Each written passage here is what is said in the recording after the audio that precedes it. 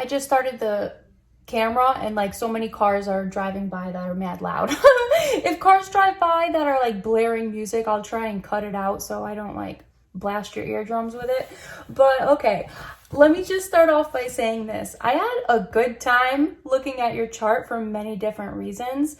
Let me start off by saying before I begin the actual reading, you have a lot of contradictions in your chart. So you really, made me work for it. But it was so much fun, so much fun.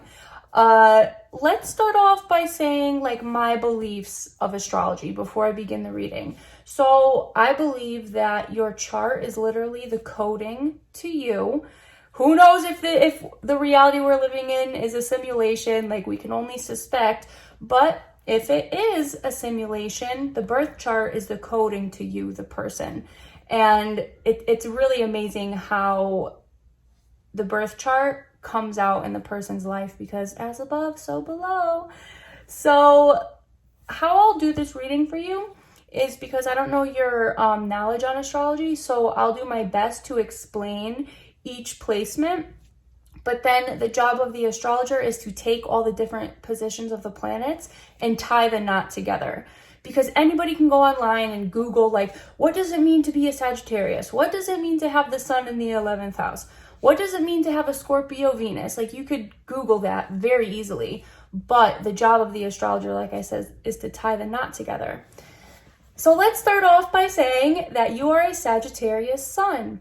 And Sagittariuses are, I love Sagittariuses so much. They are the natural truth-seeking sign. Sagittariuses don't like to be tied down to any one belief system, so they do a great job of like looking into all different sides to every single story. Like, it's very rare that you find a Sagittarius that is like religious, because they don't want to be tied down to any type of religion. They don't want to be tied down to any belief system. They like to look at multiple belief systems and take what they like from it and create their like brand new belief system. So you'll never find a Sagittarius like being a hardcore Christian or anything like that, because they don't resonate with strict belief systems. And Sagittarius as a sign in general are usually very optimistic. They like to see the bright in things.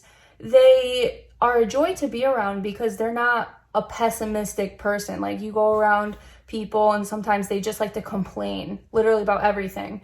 Sagittariuses, like, they like to complain about things like in a bigger sense. Like, they like to complain about the injustices of the world, but you won't find a Sagittarius complaining about the weather or complaining about like noise or whatever, if that makes sense. So, but why I say that your chart has a lot of contradictions is because you are a Sagittarius sun, right?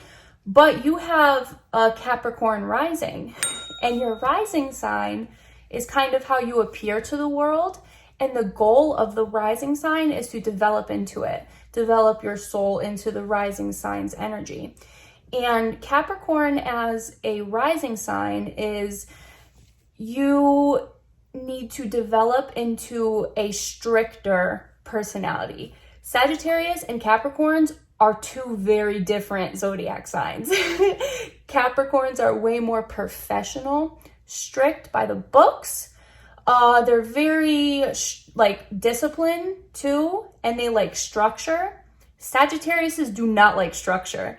Sagittariuses like to, like, what's the word? They like to have their beat to their own drum. I forgot that saying, but I think you know what I mean. Sagittarius is just like to go with the flow, and they don't like structure. They don't like to be tied down to anything. They don't like rules, but Capricorn, they're based off of doing things by the book. I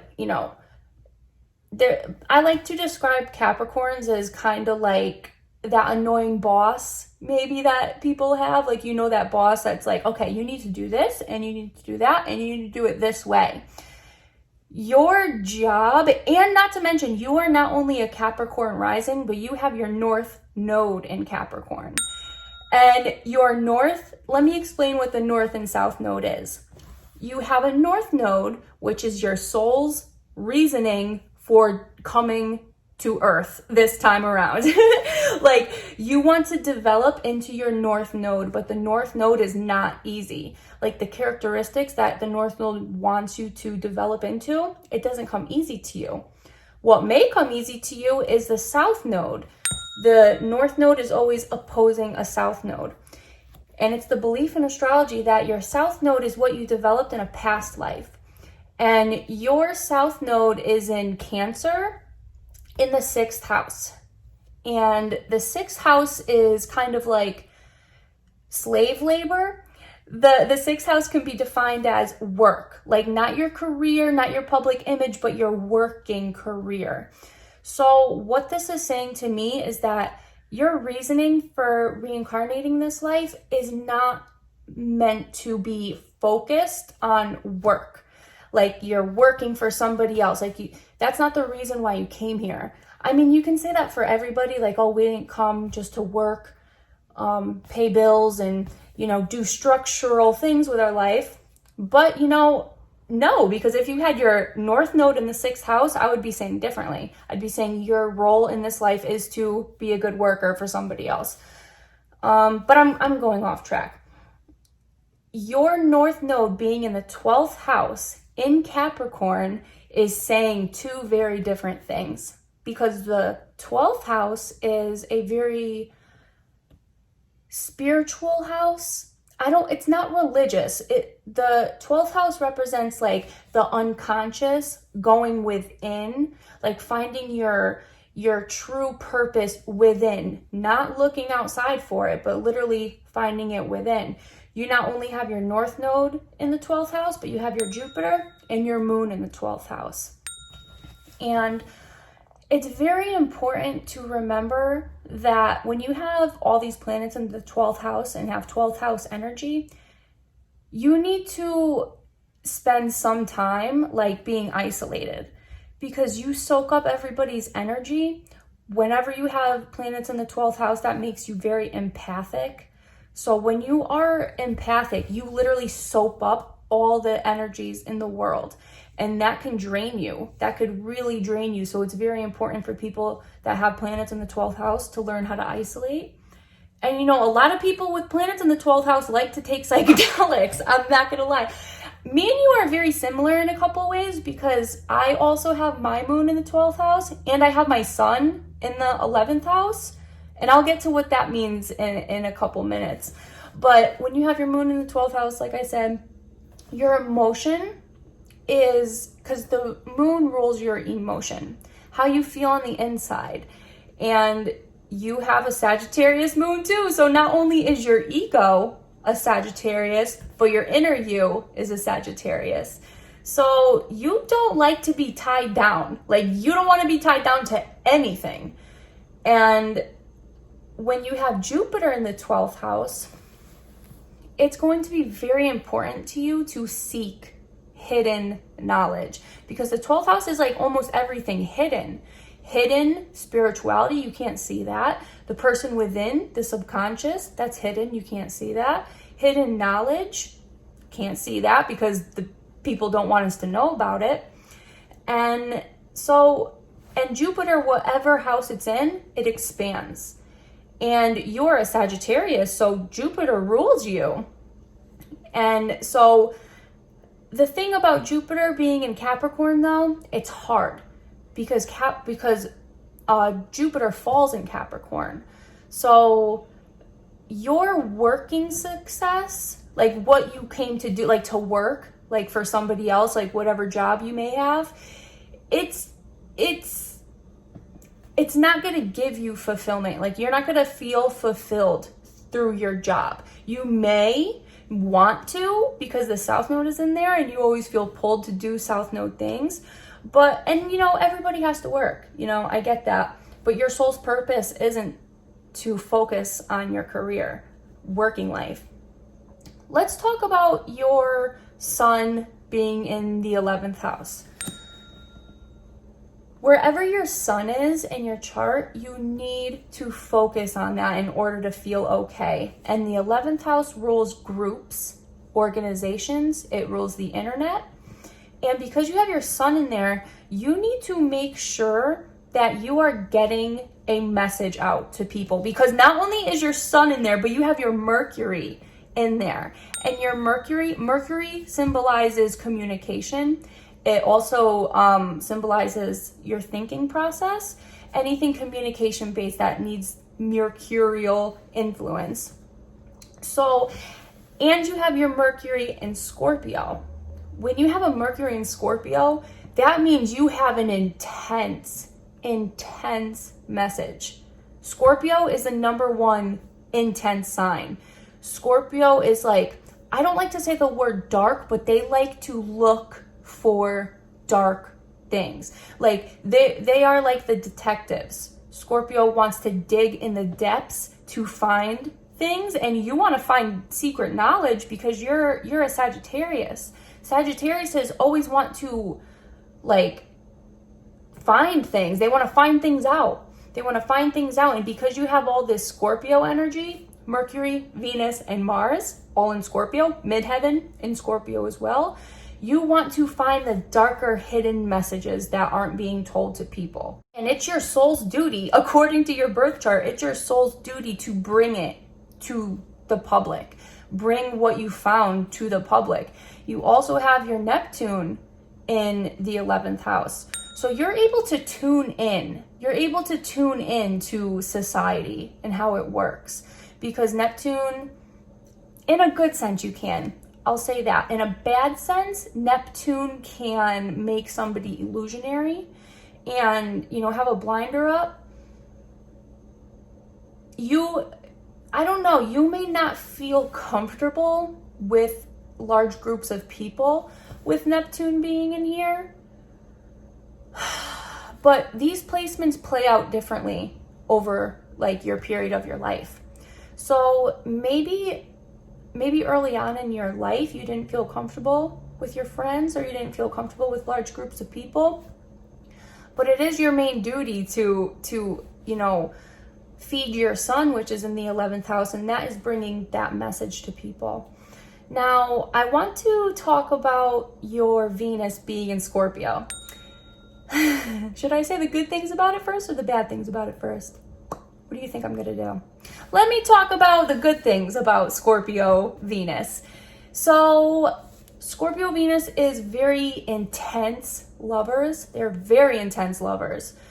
But that could also be a curse because you feel emotions so deeply, so intensely, that if you're not careful, it could quickly turn into obsession. It could quickly turn into, what's the word I'm looking for? Like controlling, obsessive, just you want all or nothing. Like people with Scorpio Venus, and you have Mars too, both the feminine and the masculine energy in a very intense sign known as Scorpio. You want all or nothing. Like you don't do well with like petty relationships. And why I also say you have a contradictive chart is because Sagittariuses don't naturally like to be tied down in relationships. Like they roam freely, they don't want to be controlled. But because you have the Scorpio energy too, maybe you feel like you don't want to be tied down in relationships, but once you do get into one, all of you goes into it, and you expect all of the partner to put their all into you as well. But what I want to say is relationships may not be easy for you, like personal one-on-one relationships. I'm not talking about like friends or groups or, relationships that you have with people, maybe even via the internet. I'm not saying that. Personal relationships, marriages, like that may not be easy for you because of the intense Scorpio energy.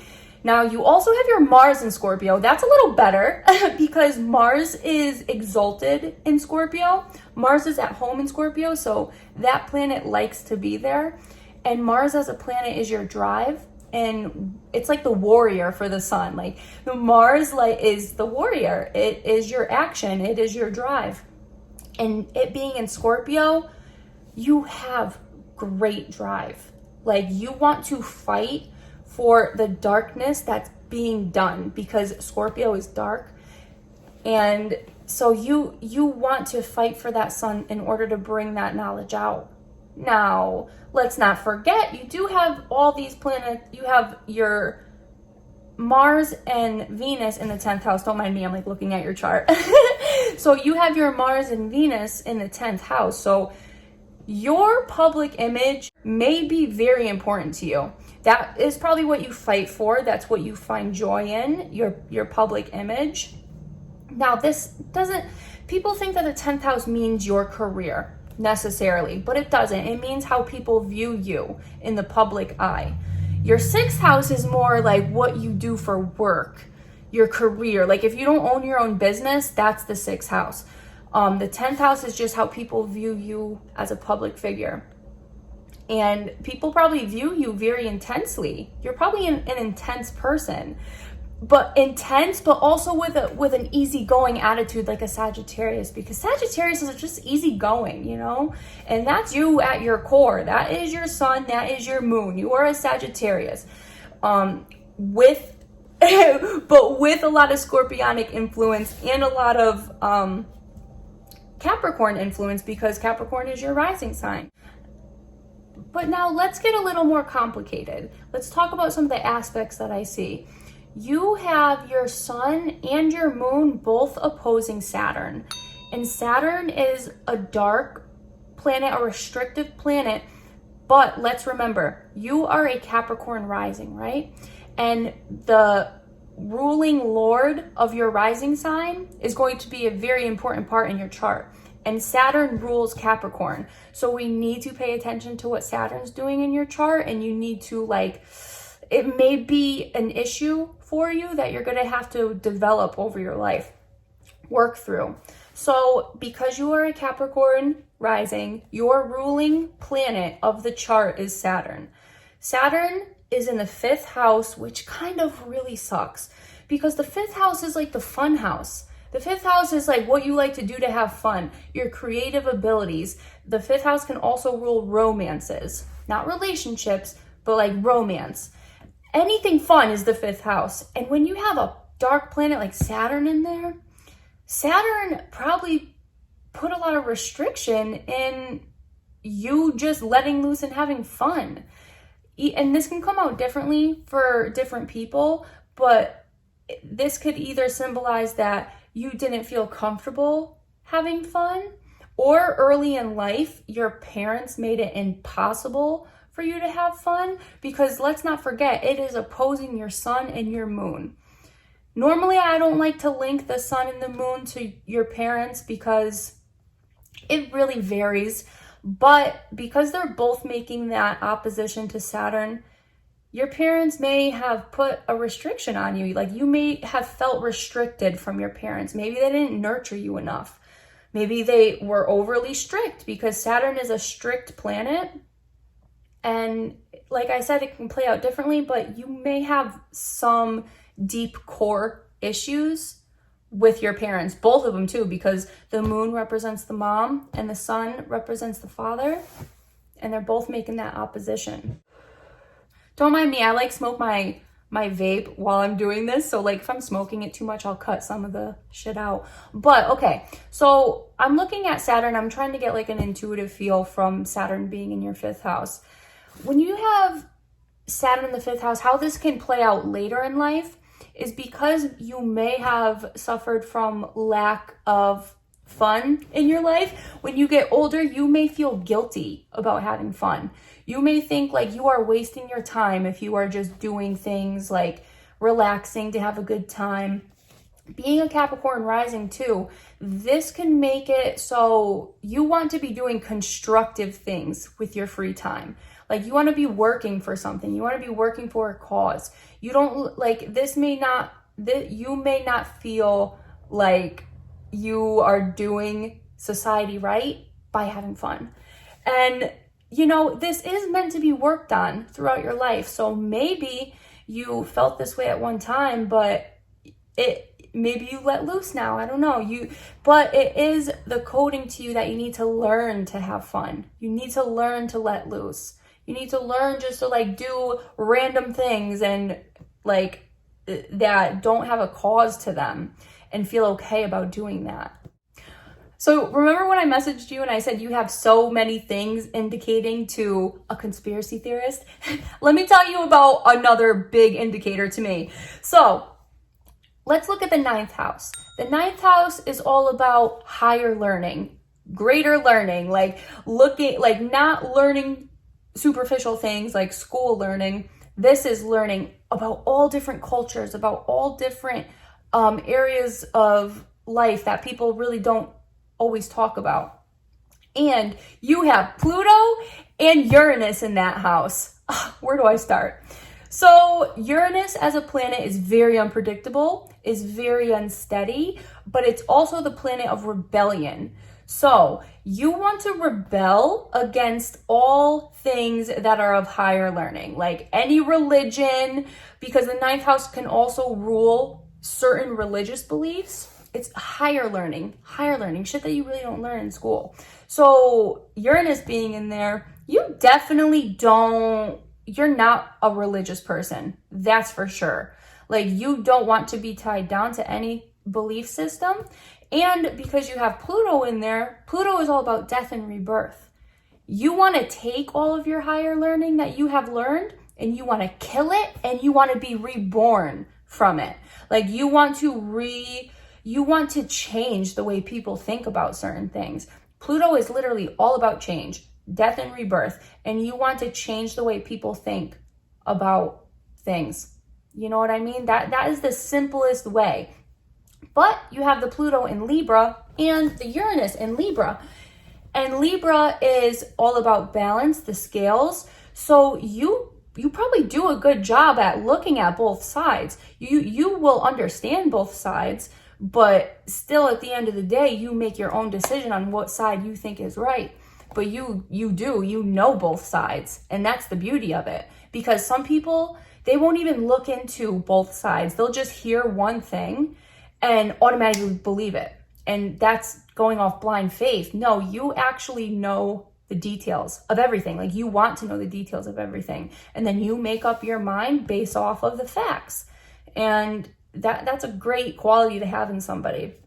Say if you had Uranus and Pluto in Aries, and Aries was in the 9th house, you would be one-sided and you would not listen to anything. And so that's a good thing about you. But let me jump back to the contradiction between your sun and your moon. And it's something I have to deal with too.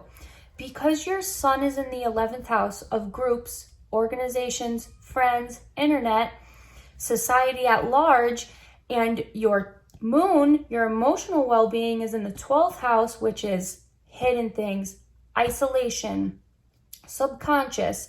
You may pull from wanting to put yourself out there to the 11th house, and your moon is like, no, don't put yourself out there.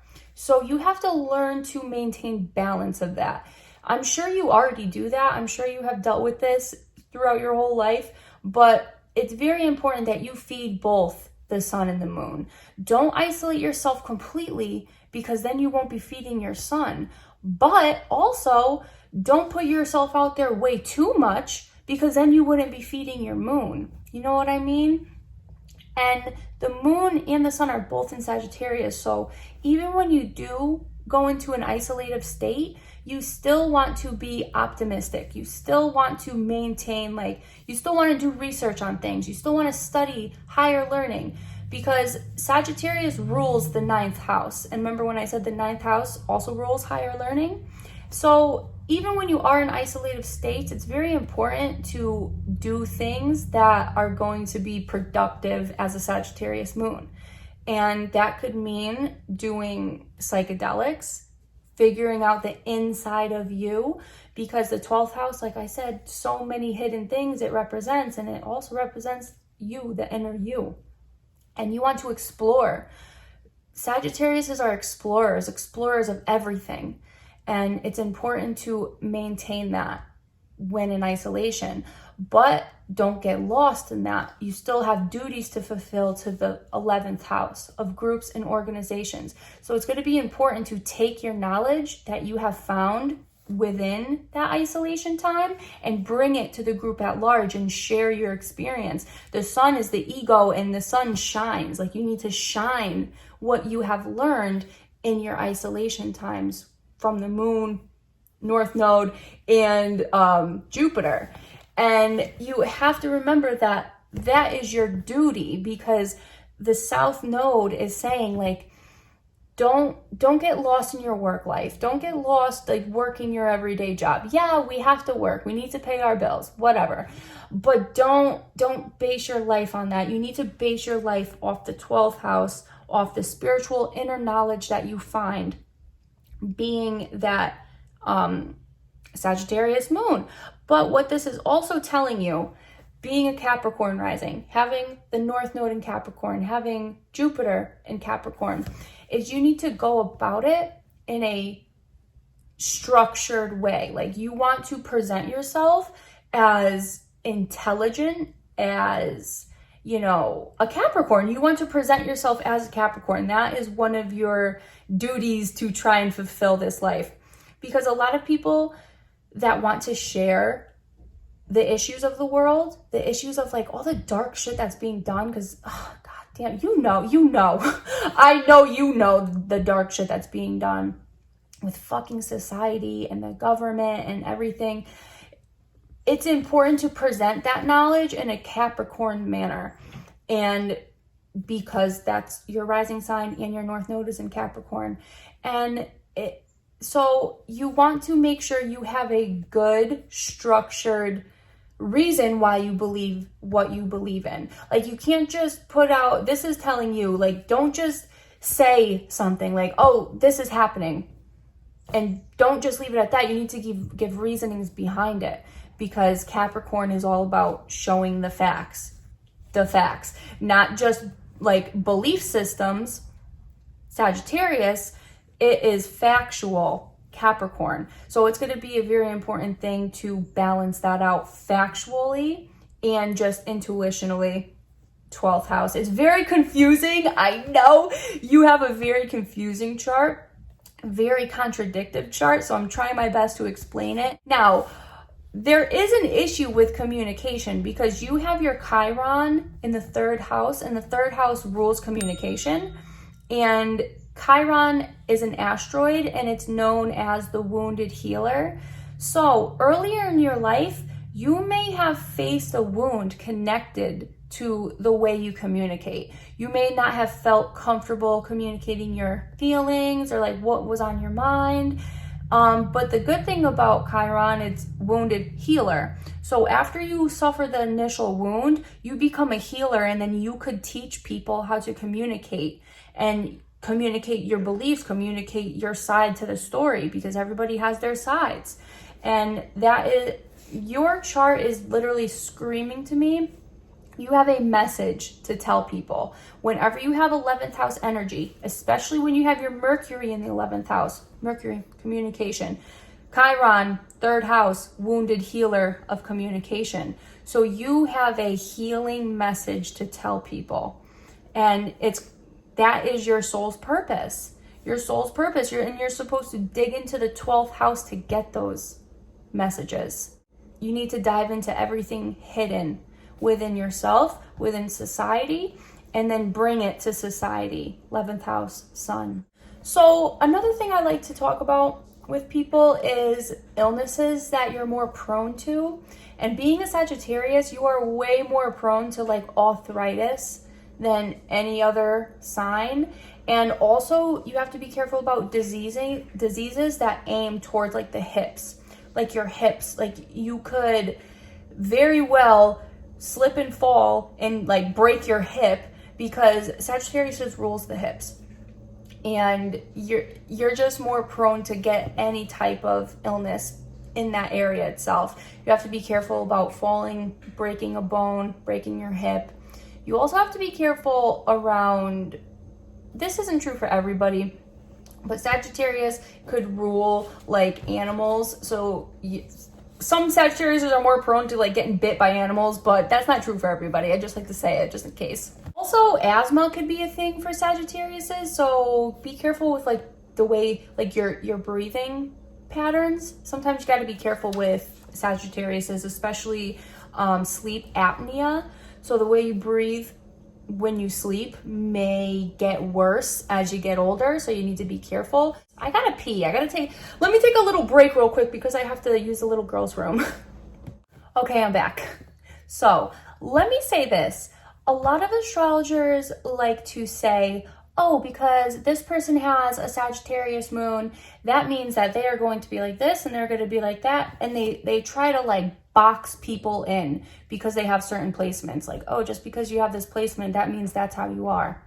No, I don't resonate with that. Some astrologers don't resonate with that either. What I believe is we are human beings. We have free will. If we choose to act a different way, then we can. We aren't bound to our chart, but we are bound to it if we want to feel emotionally okay, if we want to feel balanced, if we want to feel good. Like, we have the right to be however we want to be. But it's important to feed our placements to feel okay, because that is what we came to Earth to do. But we do have free will. So for your moon and your sun, this is how you're going to feed it.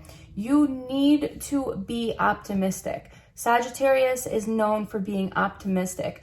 You want to make sure you have an optimistic view of everything. Even if it's like you're looking into negative things, you want to maintain like, okay, things can get better. It can get better. It will get better if we could do this, that, and the third. It's important for you not to get dragged down into any type of darkness, because Sagittarius is not dark. Like, Sagittarius wants to find the good in everything. They want to dig out the bad to expose it, but it's the goal of Sagittarius to transform it into something good. So always remain optimistic. Try to, at least, if you want to feel your Kanye's best, as I like to say. And it's also important to make sure you never lose that sense of adventure, because Sagittariuses are all about adventuring and out into finding new things. You'll just function better if you are an adventurer and if you bring inspiration to people. It's very important for Sagittarius energy to be an inspiration. Like, you want to inspire others to look into things differently, just like you do. Let me talk about another contradiction that I found. So normally Sagittariuses are very lucky people because they're ruled by Jupiter, and Jupiter is the planet of luck and expansion. The thing about your chart is, though, Jupiter is in a fall position in Capricorn. And when Jupiter is in the position of Capricorn, you need to work hard for every little thing that you get. Like, it sucks, because say if Jupiter was in Sagittarius, like your sun, you would be so lucky. You would have to do like hardly anything in order to get something. Like, say you could have like the easiest job in the world that pays the most. But when you have a Jupiter in Capricorn, it really makes you work very hard just to get a little bit. You're probably not poor or anything, but Sagittarius is with a fall Jupiter position. You just have to work a lot harder. But you just have to know that is one of your soul's lessons this life, is to work hard for what you get. That's kind of the mission of Saturn as well. Like, Saturn doesn't want anybody getting anything they didn't work for. And your chart ruler is Saturn in the 5th house. So it's literally telling you that it's going to be hard for you to get anything from just having fun. That's probably what you probably feel too. You probably feel like, oh, I got to be doing something to, you got to earn what you get, is probably what you're thinking. And you probably don't think having fun and relaxing is optimal for you. Maybe you've loosened up a little bit, because this can be very prominent before somebody's Saturn return, which is at 30. And you probably had a very life-transforming thing that happened around the age of 28 to 30. Now, I pretty much did my part of tying the knot together of all the placements in your chart. And literally the knot is telling me that your goal in this life is to speak truth, bring knowledge to people. 11th house sun. But also don't forget to isolate yourself sometimes. You need to for that 12th house moon. I'm also going to be sending you a written report, and that is a little more analytical, and it goes planet by planet, aspect by aspect, and it explains it a little more structured than I explain it in my intuitive readings for the video. So look out for that. I'll probably send it to you at the same time. But thank you so much for getting a reading from me. If I'm editing this video together and I find some things I need to say, like I'll insert myself in. And yeah, I really enjoyed reading your chart. Me and you are very similar in ways, very different in other ways, but that's the beauty of life, right? So I hope you have a great day, and I hope you got everything you wanted out of this chart. You didn't tell me like any really specific questions that you wanted, so I kind of just touched on various topics. So if you have any other questions, like I have your chart, so let me know and I'll be able to look into it to answer certain things that you'd like to know. And all right, bye.